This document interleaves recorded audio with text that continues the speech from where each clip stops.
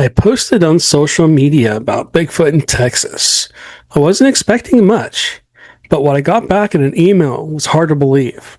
It wasn't long, it wasn't dramatic. It just gave me a location, Joe's Camp, deep in East Texas woods. So I went, and what I saw blew my mind. Tonight I want to take you back into the first trip. I'm going to answer the questions I get asked the most about Joe's Camp and about the night that changed everything. Number 1, what did you see that first night? Number 2, what was your first impression of Joe? Number 3, what happened when you went into the bamboo forest on Joe's property? Number 4, tell us about the tree structures. Number 5, what happened when you walked up the pass, the hiking pass? Number 6, tell us about the noon tree knocks. Number 7, at any point did you feel like you were being watched? Number 8, did you hear anything you couldn't explain? Number 9, was there a moment where you went from curious to convinced something was out there? Number 10, how did the night at Joe's Camp change your path? Interesting. Okay. So bonus question. Did anything follow you back to camp? Okay. Number 2, did Joe ever seem afraid? Number 3, what did you not expect to happen? Number 4, did you sleep that night? Number 5, would you go alone now? Number 6, what would you tell skeptics about the first night? And number 7, why Joe's property is special. All right. So let's go back to number 1, and then we'll get into those 7 bonus questions.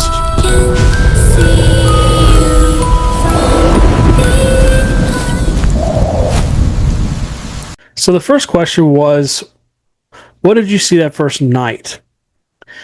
Well, when I first arrived, I got there, and this kind of answers the other questions, a few of the other questions. But so I got there, and Joe was a little bit hyper. He was very excited to see me. We had talked over the phone a few times, and the stuff that he told me, it was like, there's no way. He's either really knowledgeable of Bigfoot activity. He told me about tree knocks. He told me about screams. He told me about howls. He told me about seeing Bigfoots daytime, nighttime. Then walk out of the forest and stand there and watch him as he was working or whatever. He basically carried a gun, a big, very large gun, and was terrified of these Bigfoots. Didn't know much about them. And so let me get back into that question. What did you see that first night? Well, when I arrived, it was definitely out in the middle of nowhere. It was very dark, and I got there probably about 3 or 4 o'clock in the afternoon, and he had me park in a specific place, and I took a look around. He had, I think he had 3 mobile homes on the property. One he was using for storage. One was basically being used by a friend who was staying on the camp with him. And then his little, basically his little cabin in the woods, if you will, his little mobile home that he turned kind of into a cabin. Joe, to me, looked like a mountain man, and he truly was. He was very dirty, and he was disheveled. His beard was not trimmed. He looked a little crazy. I was a little bit like, okay, what have I gotten myself into when I got there? But he was really cool, and he and I had a good conversation, and he had a lot of questions, and so I had to kind of talk him down. He was very, very afraid of what was going on, didn't understand it at all, didn't know anything about Bigfoot, to my surprise, even though he described like a Bigfoot paradise. I mean, literally, imagine walking into Bigfoot's living room. Tree structures, tree knocks, howls, screams, seeing Bigfoot almost daily. Having them walk out right in front of you, right on his property, having rocks, sticks, and stones and stuff thrown at his trailer, have him, basically peeking in through the windows, um, essentially scaring the living bejesus out of him, by the way. And I think I'd be scared too if something looked through my window. I mean, just imagine a giant watermelon for a head. I mean, I've talked about my Bigfoot experience, but there was one out there that was bigger than the one I saw. And imagine that big, huge head looking down through your window to the point where he was so scared he had blacked out the windows from the inside because he didn't want to see him at night. He wanted to be left alone. His dogs would freak out and bark and scream, and he didn't understand what that was. Hunter, he's a hunter. Basically, I was living off the land and stuff like that. Very minimal location. He did have running water and power, but man, when it got dark, I mean, it was pitch black. I mean, you literally could not see your hand in front of your face. In fact, he made sure when it first got dark, he left the lights off. And I'm like, how the hell do you see anything out here? And he said, okay, well, watch. Let me flip the lights on. And so Joe's property is like a football field, essentially, 55 acres. And his family has owned it since pre-Civil War. I guess he got out of the military and didn't know what to do with himself, so he came back here to Texas and was looking for a job. What the hell? Okay, y'all just witnessed that, right? The light on the fish tank just turned on by itself. They're like, no, this looks better with the light on. Okay. Anyways, so talking about paranormal activity. It's on the timer, guys. It was off, as you saw in the beginning of the video. It just turned on by itself. I didn't hear any noise come from over there. Anyways, so essentially, I think we were both pretty uneasy. The atmosphere was thick and heavy, just because it was my first time up there, and I felt pretty vulnerable. I was not carrying any kind of a personal protection item on me. He was. I didn't know him, and I didn't know what he was going to do. He seemed kind of erratic, and so I got he gave me a tour of his property. We hopped on basically one of his RVs. I'm sorry, not RVs, one of his four-wheelers, and he took me around the property and showed me around, and my jaw just dropped. And I'll get into that in a minute, and I'll explain that. Basically, the trees were beautiful. The trees were probably about 1.5 feet, 2 feet around. A lot of pine trees, amongst other things up there. But they literally came right down to where his property was. And so the front, I don't know, 30 yards or whatever, maybe less, was his area. That was his area where he kind of carved out around the trees, where he cut some trees down and stuff like that, made an area for himself on some flat land above, because the area flooded. And then the rest of it was just basically wild forest. You felt like you were in the forest. So, getting back into what I thought about Joe, number 2, what was your impression of Joe? He seemed, like I said, very erratic, very hyper, very intense, definitely not calm, but he was very credible. You listen to his stories and you're like, this guy just seems so real. He seemed like he was just very terrified of what was going on around him. And his parents had warned him, don't take this property. They told him when he moved on to the property, 20 years ago. Unfortunately, Joe's no longer with us. She probably shouldn't take it. Just, leave the property alone. But he's like, no, I'm going to take it. And, so a lot of things had happened to scare him. I guess one of the very first things that happened to him is he and a friend basically started to come onto the property, and it was so overgrown they basically had to cut their way in with a chainsaw and a hatchet and a machete. They carved a path kind of up and through the first, where the gate was, about 20 feet in, and they only cleared about the first 20 feet, enough to get a car in. and enough of space for a tent. So they put a tent up for the night and stayed. Well, that night, all hell broke loose. He found out Bigfoot was real. Worse than I did. They were sleeping and they were hearing tree knocks and the whoops, and they were hearing the screams and howls and having rocks thrown at their tent. And something kept pushing their tent in and scared the hell out of them. So the next day, I don't think they were carrying any personal protection items at that point. The next day, when they got up, the friend that was helping him clear the area just took off. And so he only worked on there during the day until he finally got enough cleared to get up to where he is now. He was then when I got there. But yeah, he was. He definitely wasn't chasing fame. He wasn't interested in any kind of fame or anything like that. He'd been living there for about 18 years at this time, maybe about 17 years at this time. And he was just kind of dealing with it. He didn't know how to deal with it, and he was just fed up, and he just wanted answers. So, okay, let's talk about what happened when we went into the bamboo forest. So as the night went on, it was really hot and muggy. I mean, it was probably 100 degrees. I went up there during the middle of summer, bad time to go. We were both just dripping. If you've ever been to Louisiana, it's on the Texas-Louisiana borders where he lived. And the temperature was just sweaty and gross. It was insane.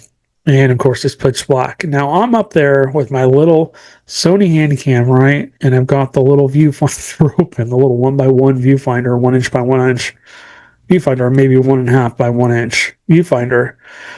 And that's all we've got, with a bunch of little tiny IR lights that can barely see, 5-10 feet ahead of us. And so we're just watching and listening. And he said, well, we need to start in the bamboo forest over here on the left side of my property. Again, that's right behind his house where he had a lot of experiences. So I'm like, okay, we'll start here. So as Joe's, let me give you a layout of Joe's property. Basically, you would think that this property would be like hard dirt and stuff like that. No. This forest was so old that basically it had sand. If you dug down through all of the mulch and everything that was on the ground, all the deadfall, about 3 or 4 inches, you get to sand. In some places there was dirt, but mainly it was sand over where his bamboo forest was.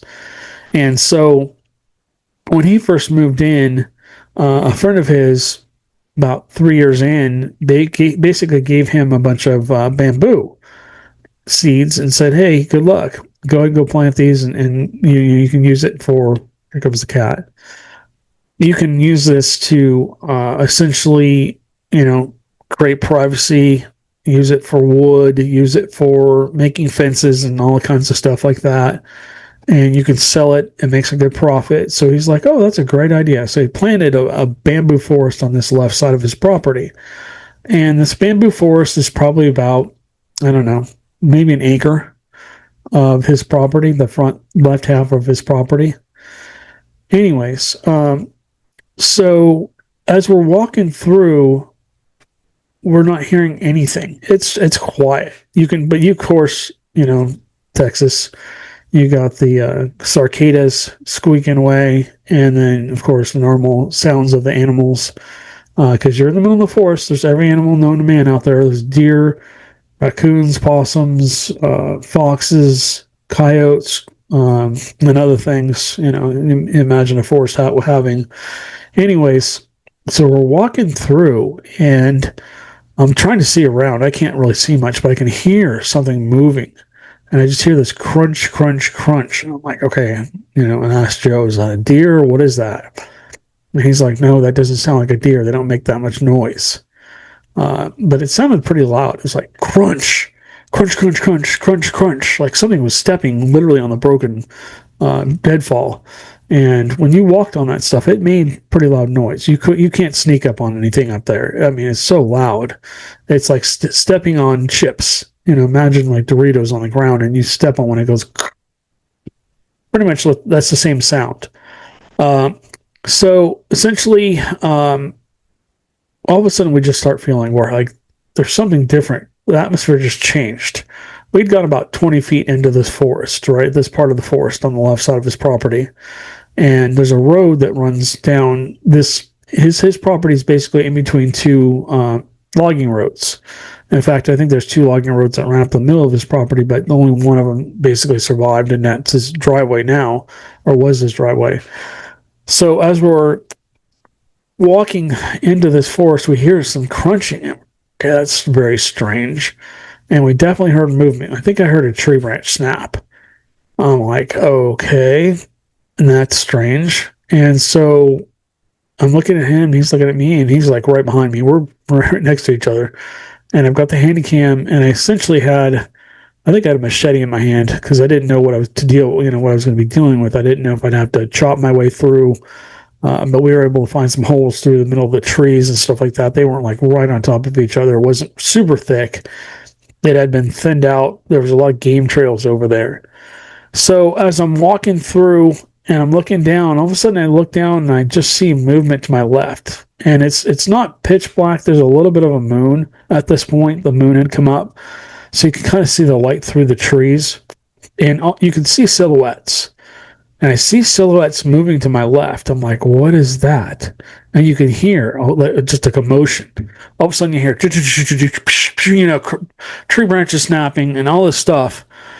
And I look down and we're in the bamboo forest. In the bamboo forest, he planted those plants a certain, distance apart. I think they were 2 or 3 feet apart each way. So they had the stalks had room to grow up. Sorry about the cat. But anyways, I'm looking down, and as I told you, there was it was sandy soil, and I'm looking at it, and it almost looked like giant bathtubs in between the bamboo. It looked like somebody had dug out like a very long, maybe a 10 or 12 foot long trench, and then about 3 or 4 feet wide. And there was a whole bunch of them. There must have been 15 or 20 of them. And I'm looking at these trenches, and I'm going, what, is this normal? They were just kind of like bathtubs, giant bathtubs in the ground, if you will. But they weren't like attached. They were just separate. And I'm looking at him going, okay, have you seen this before, Joe? And he's like, no, I've never seen this before. So I'm looking down at that, and to my right, I hear a guttural growl. Excuse me, I can't speak. And I'm like, what the hell was that? So I start walking towards it, trying to figure out what it is. And again, I have the little viewfinder open, and I had no idea that I almost walked right into like the belly of a freaking Bigfoot, right? This thing was standing there. It must have been, it must have been 6 or 7 feet in front of us. And I hear a noise to my left. I'm pretty sure that was the Bigfoots. I saw a bunch of what looks like giant dogs or bears basically running out on all fours. Now, I'd seen Bigfoots do the bear crawl before, and I'm like, holy crap, that's a bunch of Bigfoots, all different shapes and sizes, scurrying out of the forest over on top of the road, right? They're just like, boom, out, gone. And so as I'm watching that, I heard that growl. I turned to the right and literally almost walked into this thing. I had no idea until I went back and looked at it. There's it's not even a second. And the only way I know it is I had to go through it by frame. I pan to the right because I hear something to my right, and then I hear the growl, and I pan back to the left, and the camera's literally like an inch from this thing's stomach. All you see is this hair, right? And so I'm like, holy crap, this thing, I literally panned to the right and then panned to the left. I went so fast that you can't even see it. I wouldn't even have known it was there unless I wasn't paying attention. And I'm like, holy crap. So, we kind of followed them out to the road after that. And, I don't know exactly what happened after that. I can't exactly remember what happened, but we went back to his place and we sat down and talked for a little bit. And we, of course, set up more investigations. If you guys have never seen the documentary we made we made 2 documentaries of Joe's camp. The first one, basically, unfortunately, like I've talked about before, I've talked about Joe's camp many times. If we had the camera gear we have now, you guys would have seen some amazing crap, some amazing stuff. I mean, Bigfoot caught on camera, caught on thermal.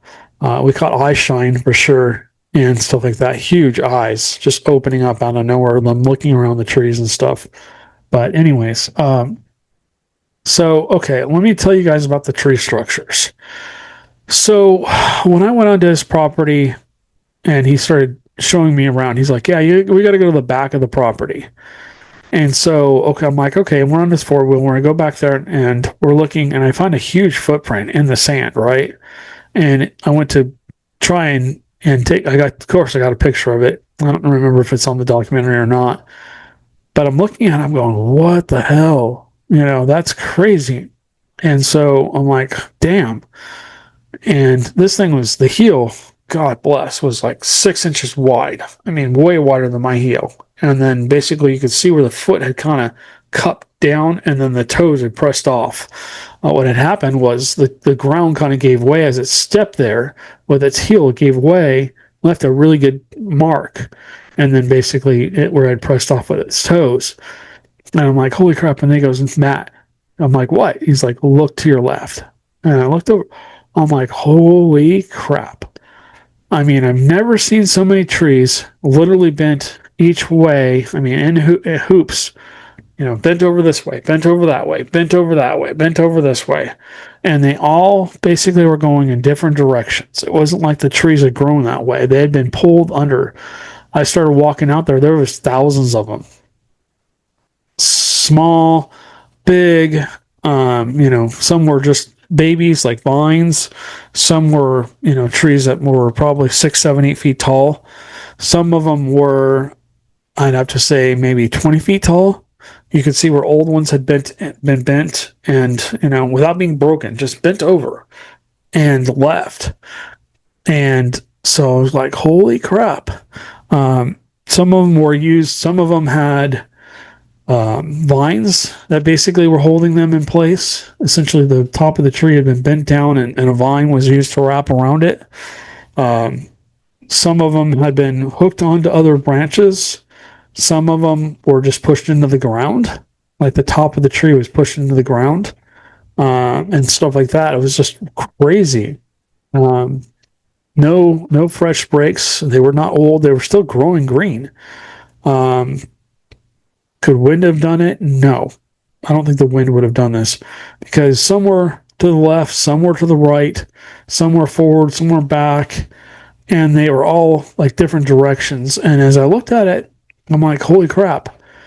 If you look the way they bent them, basically they're like one in front of another, kind of like staggered in front of each other. And as you looked at it, you're like, holy crap.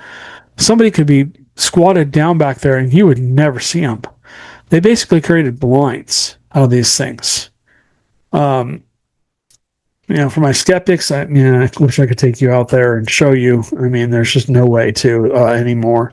You guys can watch the video and make up your own minds for the skeptics that are listening. I'm sorry at this point. I normally have a devil's advocate for you guys, but I don't have one for this. I could not understand why these were doing that. So years later, we went back there probably once a month, doing the documentary and stuff like that for probably almost 2.5 years. When we walked up through the pass, basically Joe had created paths. He had cut down trees, and he had cleared areas where he could basically take his 4-wheeler through, right? So it's not like it's a small walking path. And there's multiple. Okay. So when we walked in the woods through these walking paths, essentially there was, openings between trees. There was opening between bushes. You could literally walk up through the mulch and stuff like that, and the deadfall, the pine leaves and all that stuff. And it was open. You could get through there pretty easily. There was dead, basically tree trunks on the ground and sticks and whatever else. And there was a lot of vines Um, God, the forest loved to grab you. Talking about the forest coming alive, trying to get you. Um, it seems like that was Joe's camp. Everywhere you try to walk, it seemed like the forest basically was trying to grab you. Anyways, always had to wear long pants out there, whether it was 100 degrees and 100% humidity or whatever. Um, so someone's asking, did the woods go quiet? And this is not being recorded live, guys. This is just questions people have sent me. Sometimes you'd be walking up there and you'd be kind of just hanging out and looking around, and all of a sudden, yes, the woods would go quiet. It would just be dead silent. No cicadas, no animals, no nothing. And you're looking at the person with you. Oh, dude. And you're looking at the person with you and you're going, why is it so quiet out here? And essentially, the person with you is going, I don't know. And you're looking around, you're like, okay, why and what's going on? And it's just eerie. It gets really eerie, especially even during the day. When it happens at night and it's pitch black all around, you can't see anything. You're like at the mercy of Bigfoot at that point. And crazy.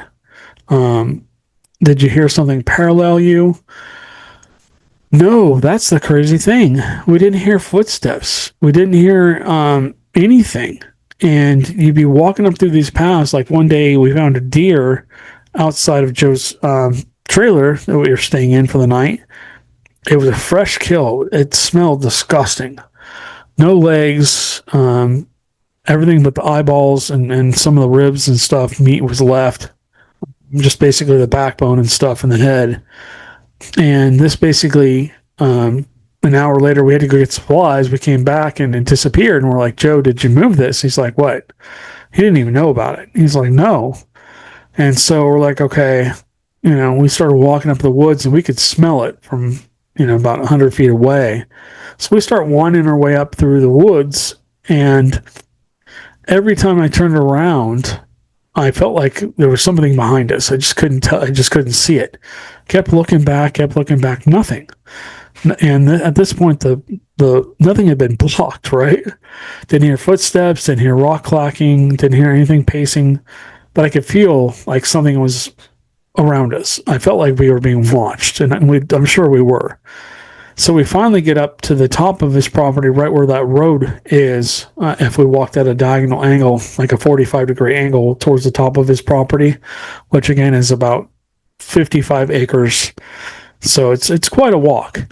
And we're looking around and we're like, oh God, what's it? Oh, there it is. There's the dead carcass that had been pulled under some trees and had a bunch of branches and stuff piled on top of it to, I don't know, basically keep the carcass from being stolen, I guess.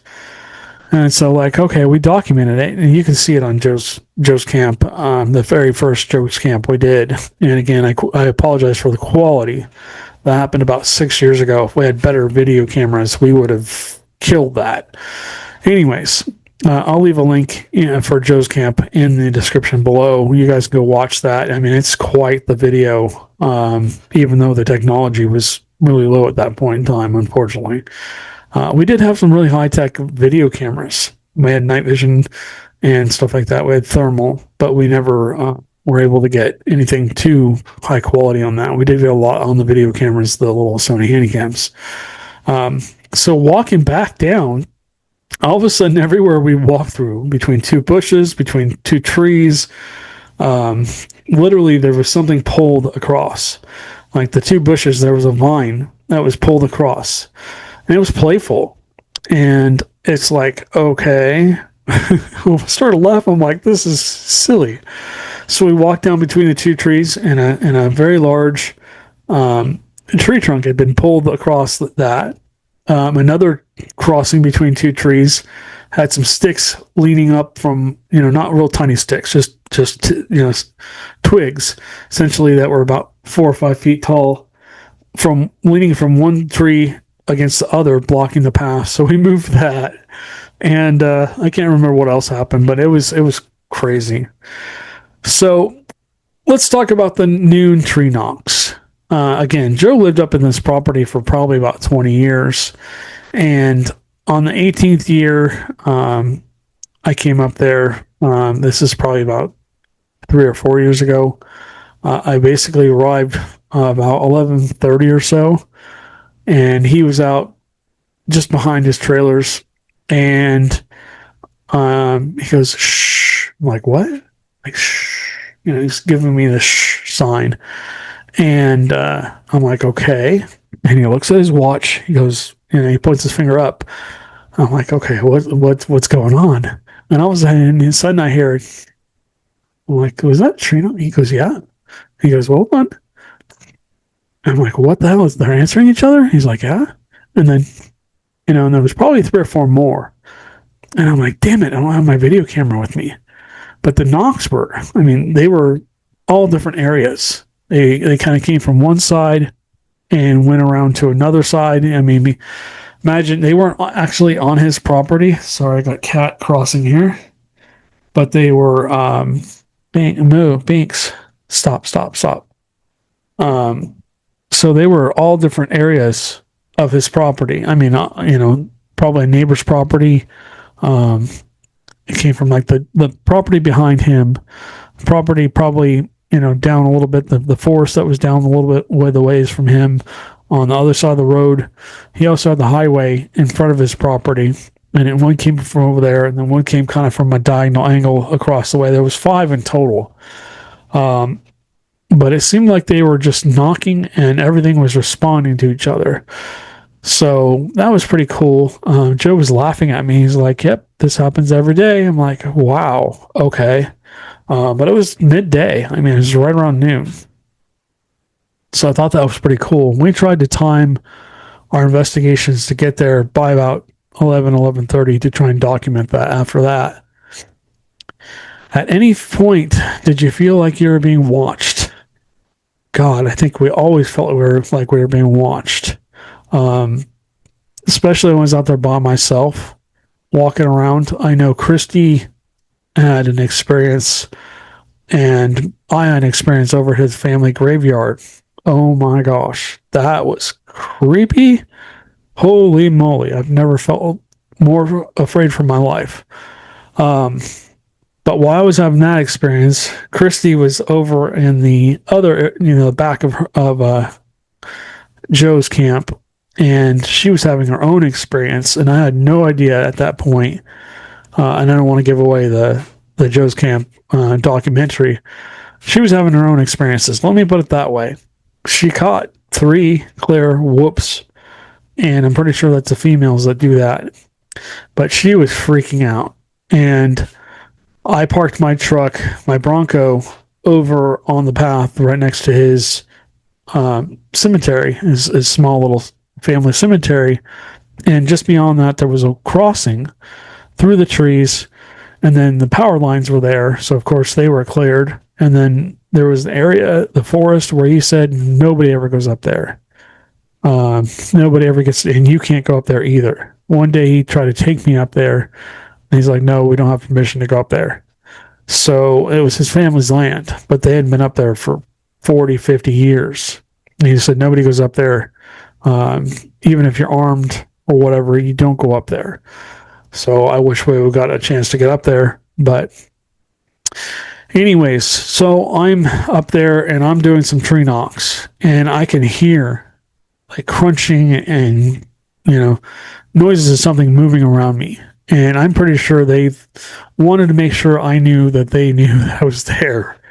And I felt surrounded, and there was literally forest literally all around me. I was on the left side of his property where the road went up, and then just above where his property was, the cemetery up there was his uncle's property from what he told me.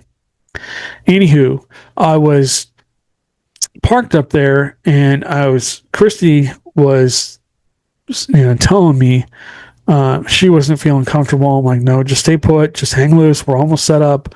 We hadn't even gotten to starting investigating. I was in the process of setting up my tripod when I started to feel really uncomfortable.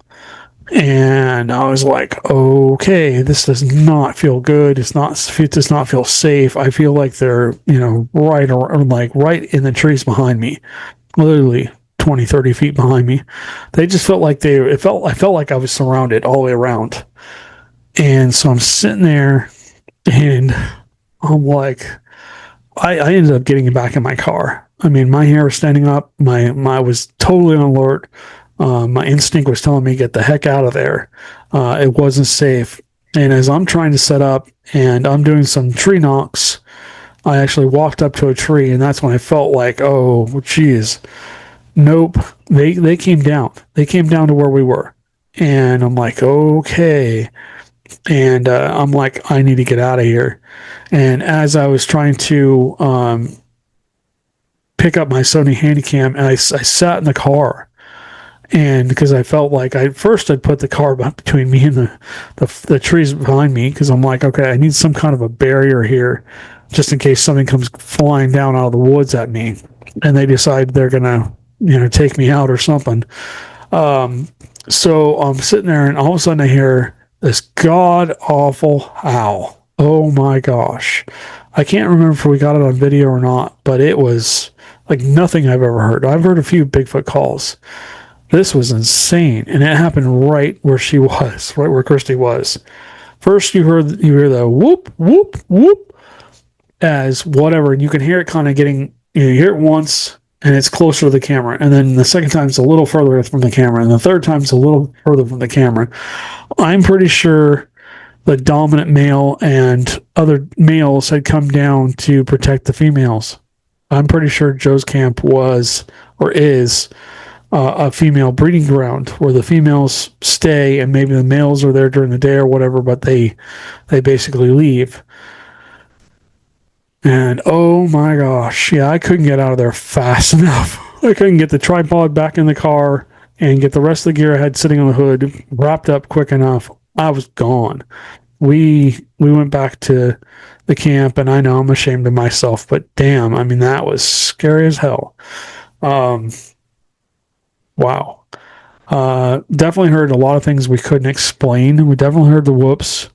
We heard the howls. There was a howl that went on for 5 minutes, and because Joe's family haunts that property, especially one of his uncles, he likes to mess with the cameras. And the cameras would turn off, turn on, turn off, turn on. It was kind of annoying. We're like, we need the cameras on so we can document what's going on around us.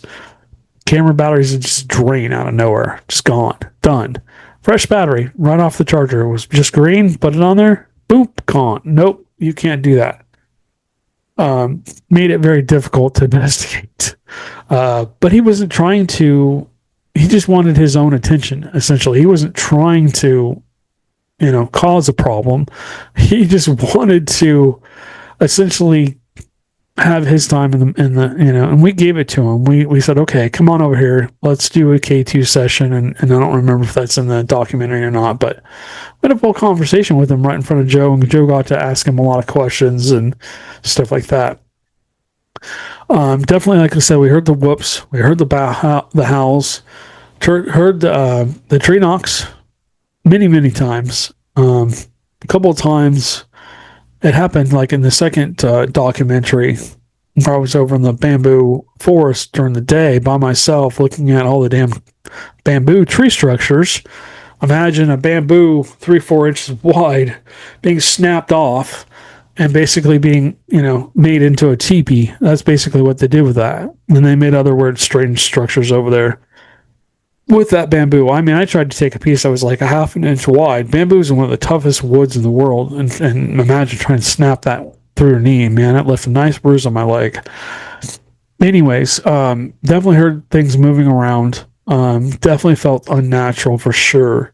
So we experienced a lot of stuff we could not explain at Joe's camp. Okay, so let's keep moving.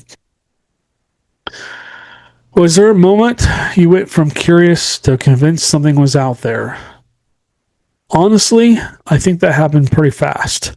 I think that first night that I was there, I was like, oh my gosh, this is real. This is really happening. I mean, his property is like Bigfoot's living room. I mean, they're literally right here. And let's talk about how did that night change How did that night at Joe's camp change your path? We weren't going to do Bigfoot research. We were just kind of interested in it, but weren't real sold on it. And, I left Black Star Canyon and behind where I had all the hauntings and all that stuff and the Bigfoot research I was doing. I was pretty devastated when we left. I was pretty much done with Bigfoot research at that point, and then having this happen, somebody's like, "You got to get back into this." And of course, we met Joe, and then Joe really reinvigorated us into this, and really excited us and got us going again, wanting to, at least for me, find out more. Took several different skeptics up there. Daytime, nighttime, they had sightings of Bigfoots walking out of the forest, literally walking right out of the forest, broad daylight, right in front of them, and going, "Oh my gosh," having that moment that I had. Holy crap, they're real. Unfortunately, basically, Joe became part of our family. He became part of the Deep Woods Paranormal family. Sorry, I miss Joe a lot. It basically changed our research direction. We went back to, okay, we're going to not just research ghosts anymore. Binks, what are you doing? We're going to continue to research Bigfoot and UFOs and other things. We're going to make this a full paranormal research and other cryptids, Dogman and other stuff like that. In fact, I think we found some Dogman prints at his camp back by the tree lines, and he is really hyper tonight. What kept us going back, just the opportunity to possibly get something on camera to document what we were seeing. And he grew to absolutely love Bigfoot research. And he started researching himself. He became a Bigfoot believer and a Bigfoot researcher, and he became part of our team. And man, he led us to some cool locations up there. And so the more he got into it, the more we got into it, the more we kept going back, and the more documentation we were doing and stuff like that. And so yeah, it was just. The Bigfoots up there were just extremely, the Bigfoots up there were just really, they were cool. They weren't trying to hurt you. I don't think they were trying to scare us. I think they were as curious about us as we were them. They could tell that we weren't there to hurt them. Joe put his gun away. He put his sidearm away and started really enjoying the experiences he had with them, and became more in tune with them, and went from being terrified of them to absolutely loving them. And it was just a great relationship all the way around. He would let us come up to his property and do the research, and he would be part of it if he wanted to be. He would bring us leads into new locations around where he lived, because he was in the middle of East Texas, and that's a real big hot spot, and all around where he lived. So did anything follow you back to camp? I'm pretty sure, whatever was there paranormally, be it Bigfoot, ghosts, whatever, Dogman, they were already there. And again, I answered this question: did Joe ever seem afraid? Yes, he was terrified when we first got there. What did you not expect to happen? I didn't expect most of it to happen. I didn't expect to even experience anything Bigfoot-wise. I thought he was just somebody that went online and got a bunch of information, and I couldn't help myself. I drove 3 hours. It was like it was meant to be. I drove 3 hours to get up there, and it was insane. I think I drove home the night. I don't think I stayed on this property that particular night. We arranged to do that later on. But I did sleep that night real well because I was exhausted when I got home. Would I go alone now? Yes, I would go up there alone. I don't feel threatened by them at all.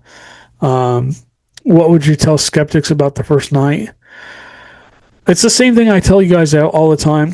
I have nothing but respect for everyone, especially skeptics. You do have to have a skeptical mind when you go into this field because everything can't be a Bigfoot or a ghost or a UFO or whatever paranormally. You have to be able to say, nope, this is not paranormal, or you have to be able, I hate the word debunk. You have to find alternative explanations for what's going on first. And if you're left with something, then you've got something. You need some kind of evidence. You need footprints. You need tree knocks. You need all this stuff. We never did find any hair samples. We looked. We spent hours and hours and hours. We had a police officer that was part of our group, and he went up there and looked around, trying to do forensics for us. We were looking for fingerprints because sometimes they would touch things. In fact, I have a rock that has a hair on it. Very hard to find any hairs out there for some reason. I don't know why. You'd think on the barbed wire fences or whatever around his property, we would have found something, but we never did. We have the rock that they threw, or there's the piece of hair possibly, and a few other pieces of evidence, but we were never able to get anything concrete besides footprints and the personal experiences that we had, and the stuff that we caught on camera, of course, all the eye shine. Again, if you guys want to go watch our YouTube video of Joe's camp, there's two videos. There's the first one, and then if I can find the second one, I'll link it too. But why Joe's property specifically? It was just an amazing place. I really hope that the family, I know they were talking about selling it. I hope they didn't sell it. I really do. And I've tried to get a hold of them multiple times. If you are listening or watching and Joe's camp, Joe's family, I've been trying to get back in touch with them multiple times, but I've never heard back from them. I was supposed to go help them kind of clear up the land a little bit and stuff like that. But I would love the opportunity to get back up there and help them out in any way I can and start to do my Bigfoot research up there again, and maybe bring groups out there to have them experience what we did and see what's going on. Anyways, guys, this is getting a little long. So, tell us about your Bigfoot experiences down below. Have you ever experienced something Bigfoot wise or anything else paranormal? Feel free to comment down below. This should be a safe place for people to comment. Again, please be respectful of people's comments, guys. If you have a location in Texas that you would like us to come check out, please, again, send us an email or message us down below. I can send you my private email and you can contact us. All right, guys. Well, thank you guys for watching. Thank you for listening. And please click on that link to Joe's camp down below. And we will catch you guys on the next one.